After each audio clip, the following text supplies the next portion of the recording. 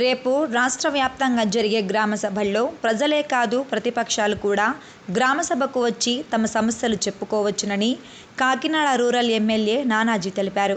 గురువారం గంగరాజనగర్ తమ క్యాంపు కార్యాలయంలో పాత్రికేయ సమావేశంలో ఆయన మాట్లాడుతూ, కేంద్ర ప్రభుత్వం పేద ప్రజల కోసం పోషక పదార్థాలు కలిపిన బియ్యం పేదలకు ఇస్తుంటే వాటిని అడ్డదారిలో విదేశాలకు ఎగుమతి చేసి వేల కోట్లు సంపాదించిన బియ్యం దొంగ ద్వారంపూడి చంద్రశేఖర రెడ్డి అని తెలిపారు. దొంగే దొంగ అన్నట్టుగా దొంగలే పోర్టు గురించి లేఖలు రాస్తున్నా ఇది విడ్డూరంగా ఉందని, బియ్యం దొంగ పద్మనాభం గారి దగ్గర నేర్చుకుంటున్నాడని లేఖలు రాయడం ఎంతవరకు సమంజసమని ఆయన అన్నారు. మీకు మిల్లులు లేనప్పుడు మీ బాబుకు సివిల్ సప్లై చైర్మన్ ఎందుకు, మీ తమ్ముడికి రైస్ మిల్లుల చైర్మన్ పదవి ఎందుకు అని ఎమ్మెల్యే ప్రశ్నించారు.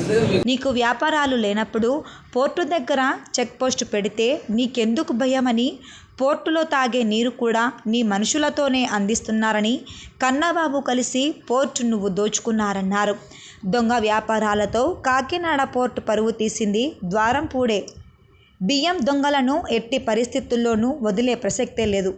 ప్రభుత్వం పేదలకు అందించే పోషక విలువలు ఉన్న బియ్యాన్ని అక్రమంగా రవాణా చేస్తే చొక్కా పట్టుకొని కొయ్యకు వేలాడదీస్తాం. న్యాయంగా వ్యాపారం చేసే వారెవ్వరూ భయపడనవసరం లేదు అని తెలిపారు.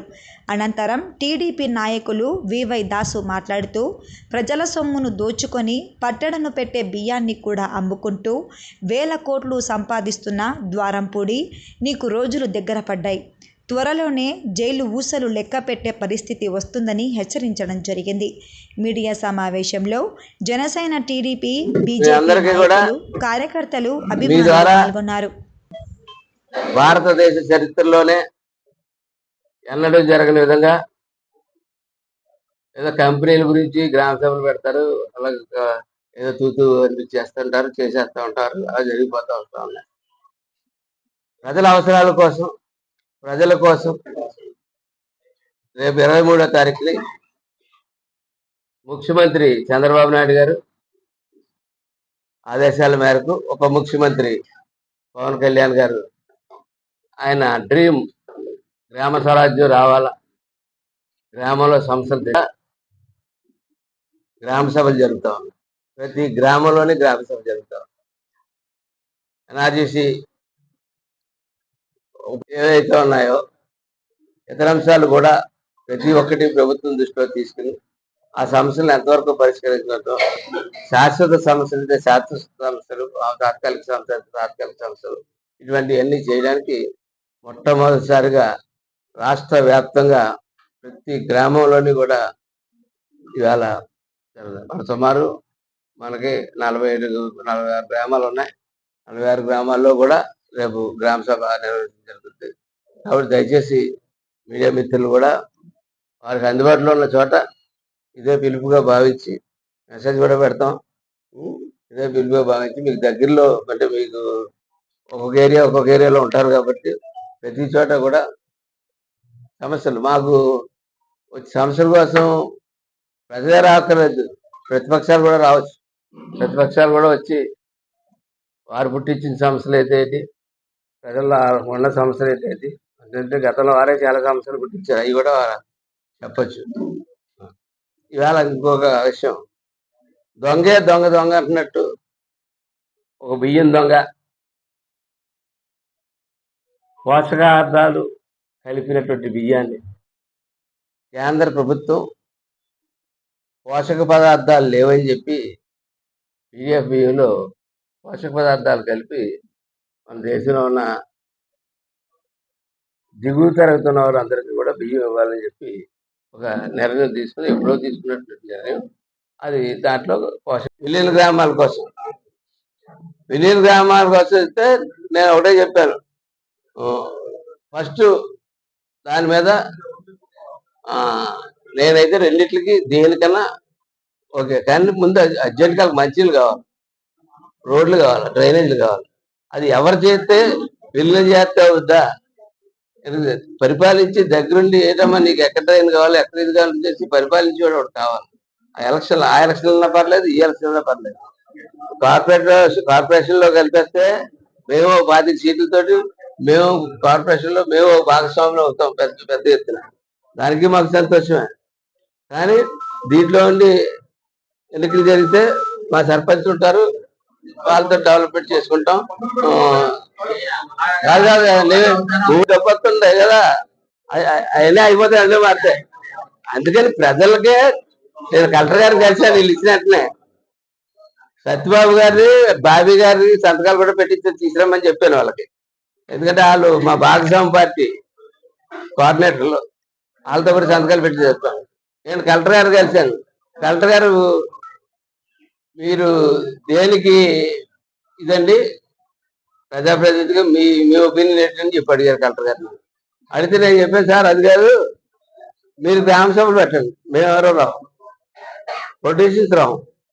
మీరు గ్రామాల్లో ప్రజలకి ఏది అవసరం అనుకుంటున్నారో మీరు చేయండి. మీరు చెప్పి దేనికన్నా మేము సత్వరంగా చేయడానికి మీరు మాకు సహాయం చేయండి. దేనికన్నా సరే మేము చెప్పాలి.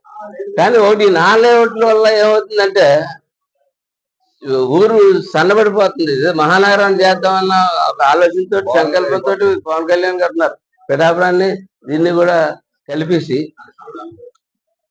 ఒక పక్కనేమో టూరిజం కి అటే పెట్టాం. మన సర్పారం గుడిని టెంపుల్ టూరిజం లో పెట్టాం, రికమెండ్ చేసి పెట్టాం. కాదు ఇప్పుడు మాకు మంత్రి గారు ఉన్నాడు కదా, వాళ్ళు మంజూరు చేస్తున్నారు. వాళ్ళు భూములు కొనడం, గ్రావెల్ నింపడం, దానికి మంజూరు చేస్తున్నారు. పోషక పదార్థాలతో ఉంటాయి. ఈ దేశంలో ప్రజలు పోషక పదార్థాలతో ఉండాలంటే ఈ దొంగ ఈ దేశం నుంచి వేల టన్నులు, లక్షల టన్నులు ఈ పోషక పదార్థాలు విదేశాలకు ఎగుమతి చేసేస్తా ఉన్నాడు. దాన్ని చట్టం దానిపైన చేసుకునే విధానంలో చట్టం చేసుకున్నట్టుంటే పద్మనాభరెడ్డి గారి దగ్గర నేర్చుకున్నట్టున్నాడు. ఉత్తరాలు రాయడు, ఉత్తరం రాశాడు దొంగ, బియ్యం దొంగ. ఏ ఉత్తరం రాశాడు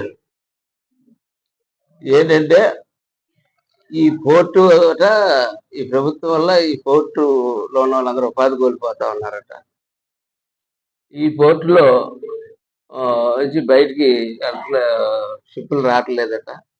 దీనివల్ల పోర్టు దెబ్బతినేస్తుందంట. అంటే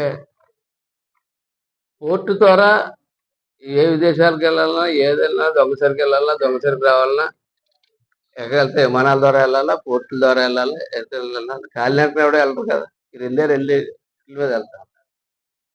ప్రభుత్వం అన్న దానికి చిత్తశుద్ధి ఉంటే ప్రభుత్వం మామూలు ఎక్స్పోర్ట్స్ చేస్తూ ఉంటుంది. ఆ చర్యలు ప్రభుత్వం తీసుకుంటుంది ఎప్పుడు. కానీ మరి దొంగలు కూడా పంపించేసి దొంగ వ్యాపారాలు కూడా చేసామంటే ఆల్రెడీ ఈ రాష్ట్రంలో డీజిల్ అమ్ముతా ఉన్నారు. మీరు ఇంకా వ్యాపారాలు ఇంకా చేస్తానే ఉన్నారు. మేము అధికార యంత్రాంగం సెట్ అయిన తర్వాత ఒక్కొక్క సంగతి ఇదిలో లాగుతా ఉన్నాం. ఇక త్వరగా మొత్తం లేఅవుట్లన్నీ మొత్తం తీసి జియో ట్యాగ్ చేసి నాన్ లేఅవుట్లన్నీ తీసి, ఎందుకంటే మహానగరాన్ని నిర్మిందామని చెప్పి మేము ఆలోచిస్తుంటే మీరు చుట్టూ నాన్ లేఅవుట్లు చేసేసి చండాలం చేసేసి చేస్తా ఉన్నారు. పవన్ కళ్యాణ్ లాంటి వ్యక్తి మనకి ఉప ముఖ్యమంత్రి అయ్యి మన పక్కన ఉన్నాడంటే మన శుభ్రమైన బ్రహ్మాండమైన లేఅవుట్లు చేసి బ్రహ్మాండమైన ఊరిని తయారు చేసుకుంటామంటే ఈ లేఅవుట్లు కబ్జాలు చేసుకుంటాం. ఇక బియ్య సంగతి గెంతులోకి ఏం చెప్తున్నాడు, చచ్చారి చంద్రులాగా నాకు మిల్లుల్లో వ్యాపారం లేదు. ఎమ్మెల్యే గారు, రూరల్ ఎమ్మెల్యే గారు కూడా 3 నెలలు అయింది ప్రభుత్వం వచ్చి.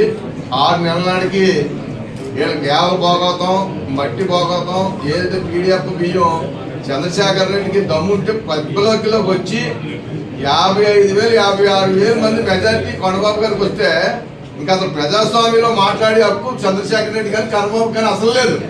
ఇది ఈ రాజకీయాల్లో పనిచేయాలని చెప్పేశారు ప్రజలు. అటువంటి ఉత్తరాలు రాయడం మీద దమ్ముంటే ప్రజలకు వచ్చి నువ్వు చేసింది ఏంటో మేము చేయలేదు ఏంటో చెప్తే బాగుంటుంది అన్నది ఒక పాయింట్. రెండోది, ఈ 30,000 ఎకరాలు 30,000 పట్టాలు ఇచ్చిన కూడా గ్రామం తోలేడు చంద్రశేఖర్ రెడ్డి. అది 4 అడుగులు కలెక్టర్ గారు ఎంబుక్ చేయించుకున్నాడు. అక్కడ అడిగి వేసింది ఒక అడిగే, దాని మీద కూడా తీస్తాం.